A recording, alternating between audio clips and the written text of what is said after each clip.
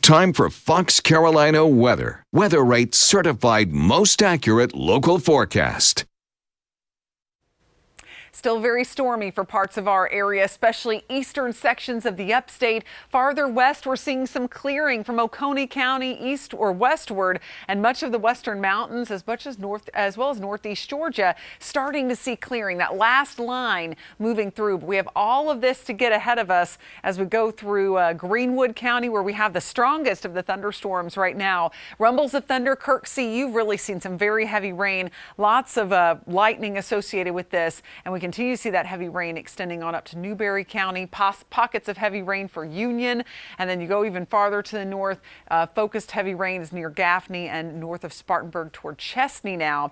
And we're going to continue to see a lot of this transition to the Charlotte area in the next couple of hours. Heavy rain just north of Greenville with this final line, and that's again going to be the cutoff. We're beginning to see that clearing, so we can start to give all clears for areas like the city of Anderson, Clemson, and even Easley. So take a look, flood advisories. This is where flooding is ongoing. Minor flooding includes Greenville and a small part of Spartanburg counties.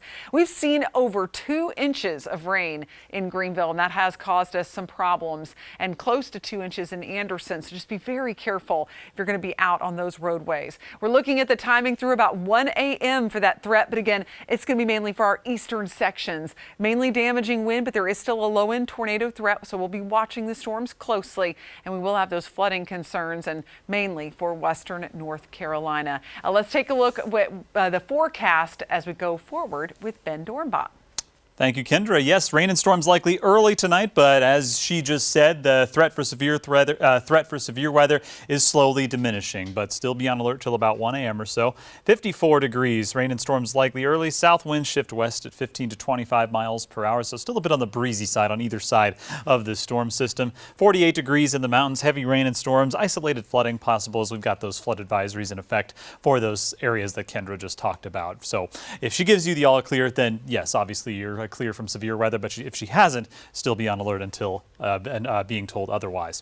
Thursday planner looks like this. We'll start on a fairly mild note. It'll be a little cloudier in the mountains, but some sunshine still. A high of 62 degrees up there, 68 for you in the upstate. A little more sunshine down here, and a bit on the breezy side. Not quite as windy as today, but still a noticeable but not too problematic breeze in place for our Thursday. So obviously can't rate it a perfect 10, but we'll rate it an 8 out of 10. So overall, a good day, a much better day than what we had today. But not to worry, we have got plenty more better days in the 7-day forecast. Honestly, after tonight, that's about the last of the major weather systems present in the forecast, so it can rest easy for a little while. 62-71 for your Friday high temperatures, but look at that over the weekend. 80s to middle and upper 80s by Sunday, even some 80-degree marks in the mountains. And as you can see, Monday, Tuesday, and Wednesday of next week, we keep the 80s, but notice that we return small chances for rain and thunderstorms. But again, nothing really looking too threatening with those storm chances in the early part of next week.